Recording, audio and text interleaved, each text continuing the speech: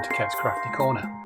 Today we're going to look at producing a printed image onto a pre-cut card, the sort that you can buy in Hobbycraft and other craft centres that have got an envelope and cards pre-cut with a crease down the middle, ready to fold in half. This is the sort of thing I'm talking about. So these are 6x6 white cards with envelopes, and when you take them out of the packet, you've got this nice white envelope, straightforward, nothing special about that, and a piece card cut to the size, 6-inch card with a fold already ready, so crease ready to fold it in half. Now the size of this card is A4 in length, looking at this way, so that's 297 millimeters, and its height is 147 millimeters. So I've already measured that, we're ready to use when we go into the graphics. Now the ideal, I think the ideal piece of software to do this in is Inkscape, because it gives you a lot of flexibility. So here in Safari, I've already gone to inkscape.org. So for those of you who don't already have Inkscape, this is how you get it. Inkscape.org brings you to this page here. Go to this download now area, and that'll bring you up this box here. So if you've got a Windows machine, then click on this and download the Windows file, and then install the application as you would do any other application. If you've got a Mac, however, they haven't yet done version 1.01 on Mac. It's still at version 1. So come over to this bit here where it says all platforms. Come down to 1.0 revision. Click on that, and that'll take you to this option. And there you can download the Mac OS version. I'm running Catalina on my machine, which is 10.15, and it works on there. A few little bugs, but it does work. When you've clicked on there, you'll download into your downloads folder, and you'll see it there. Okay, so that's how you get the program. So once you've installed it, you run it, and it'll come up and look something like this. Now to make sure it does look like this, so we're working off the same view, so click on the view option up the top here, come down, make sure guides has got a tick in it, because you'll need the guides in a minute, and then come down to custom. And the custom should set the screen looking a bit like this one does, or hopefully a lot like this one does, certainly on the Mac anyway. Now what we want to do first of all is make sure that we've got a document to work to the right size, and we get to there with this option here, the little spanner, and it says edit properties of this document. So click on it, and it'll open up the document properties box. Let's bring that up a little bit. I work in millimeters because I prefer that, but if you work in inches, you just click this little down arrow and you can select inches and change it over. So it then says inches. I'll put mine back to millimeters. We're on A4. Now I suggest you keep it to A4 because it might, some of the printers don't like it when you change the paper size. Mine doesn't. It prints in all sorts of weird places if I change the paper size. So I'm going to leave it on A4, but I'm going to change it to landscape because it makes it easier to work with. I don't know if you noticed in the background the page size changed there a little bit. So let's get rid of that. So we should have A4 in landscape mode, but we can't really see that much of it. So let's click to view and go to zoom, and then down here we've got some options. And we want to zoom to page. See the number 5 next to it? Well, that's a keyboard shortcut. All of these are keyboard shortcuts down the side. Quite useful to remember these, 3, 4, 5 at least, because that makes life quite quick and easy. So we'll select page on there, and there's our A4 page. Now because we're not actually going to produce something in A4, we need to have a box or a shape to work to, and the simplest way to do that is to bring in a rectangle, and that's this box over here. So select that, come onto the page, and just click and draw and drag out a box. Doesn't matter what size it is at this point in time. So I will select that, and this is just an outline because there's no fill selected, which is fine. I just use it on the red stroke. The stroke is the line that draws around the outside of the box, and the fill is what it fills inside. Now we want this to be specific size, and here we have the width and the height that we have at the moment, and the options are unlocked, which is what I want. So the width,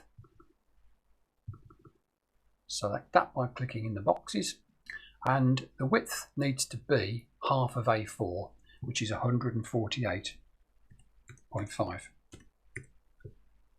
Enter that. And then the height needs to be the height of the page, which is 147. Sorry, the size of the card, 147. So that's the area equivalent to the card front that we want to print onto. Now ideally we want that to work relative to our page, don't we? So let's align it to where we want it on the page. So if we bring on the align and distribution tools, which comes out down the side here, I want it to be horizontal on the axis, and I want it to be to the right of the page. However, this relative says first selected, so let's click on there and change that to page. So if I now change the center on the horizontal axis, that sticks it in the center of the page in terms of the up and down, but we want it to the left of the right of the page, sorry. So that's there, and then the other half of the card, which is there, and the fold line will be down the middle here. Okay, so that gives us a nice idea of where we need our graphic to be. We're not going to use that, so we'll delete that in a minute, but that's where it's going to be. Okay, so let's bring in our graphic that we want to print onto that card. So up here allows us to import a bitmap or an SVG image. So click on that, that'll open another little box, and this is effectively very similar to your file manager when you open up Finder or whatever it is, depending on which machine you're running on. Now you could go to your desktop. There is a screenshot up there, but that's not what I want. I want to go into my pictures folder, and I want my watercolor option there, and I've got a watercolor image here that I'm going to bring in. It's quite big, so it doesn't show the preview here, so let's import that. I'm not going to change any of that box, just leave it as it is. This is going to take a little while because it's quite a big file, so I'll let that import itself. And then we'll get a big picture there. There it is. As you can see, it's quite big. But we want it to only be in that box. Now we know the size of that box. So if we lock that, because it is, you can see the same numbers that side. So we want it to change proportionally. And we want it to be 148.5. Enter. And there it is. Lovely. Now we want that to sit in our box here, don't we? So if we could click and drag it and mess about trying to align it with the up and down arrow keys or anything else, or we can use our align tool. We can still go relative to page, couldn't we? Because we can center on that axis there, and we can center. So you can align to the right edge of the page. And because I've made that size the same width as the box that we produced, it's in the right place anyway. So I'm quite happy with that. That's it really. If you're going to ready to print it, all you need to do is select the box that's there and delete it.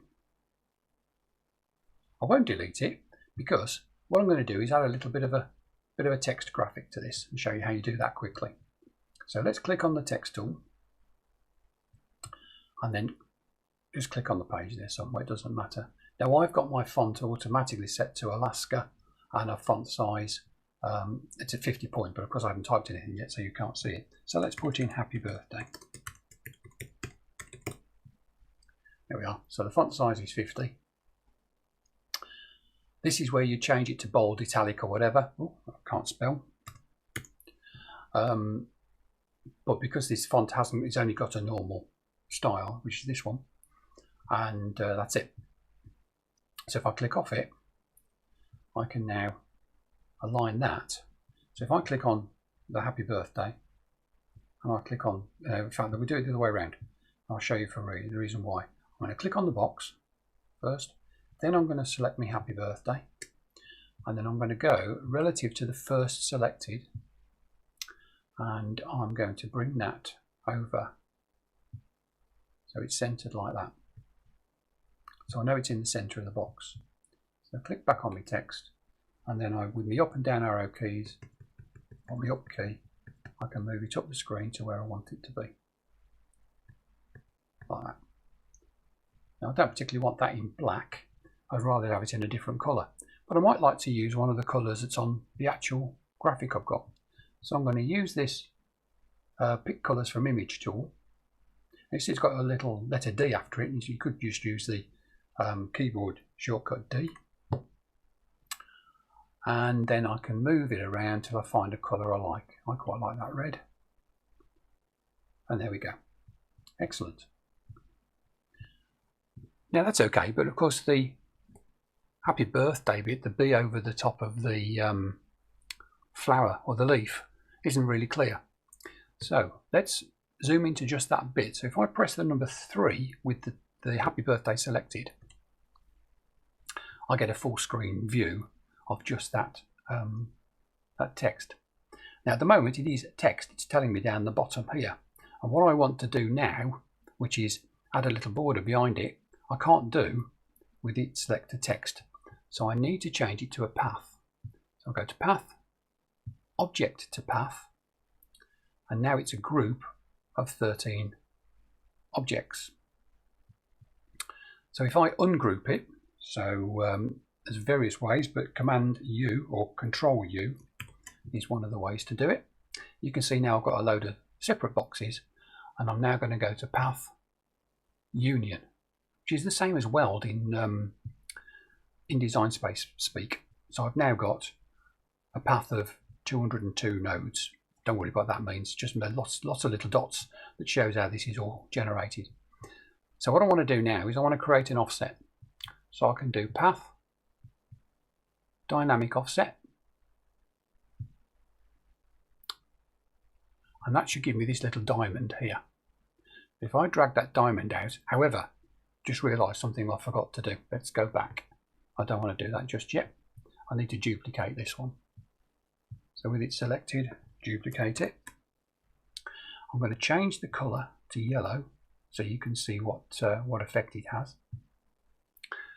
Then I'm going to go to Path Dynamic Offset. There's my little diamond. Drag my diamond up gently to about there. I'm happy with that. So I'm selected, I've got the right colour because I've got my fills yellow, and I'm going to go to Path, Object to Path. Then I'm going to send it down one. There we go. So that's better. So if we now press on number 4, which will just show us our drawing, and there's what it's going to look like. Now I can delete my red box.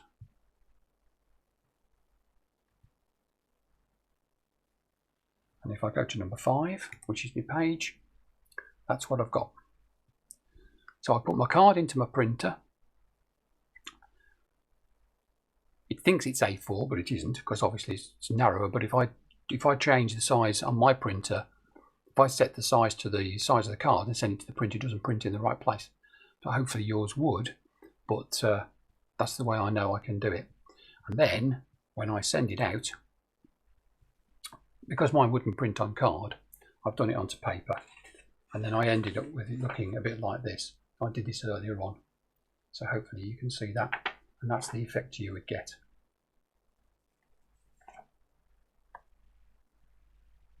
So I hope you found that useful and it achieved what you wanted to do. If you did, please give me a thumbs up, and please subscribe to the channel, much appreciate it. And tick the box if you want to, or tick the bell if you want to have notifications when I when I post any other videos in the future. So please take care, and we'll see you again soon. Thanks.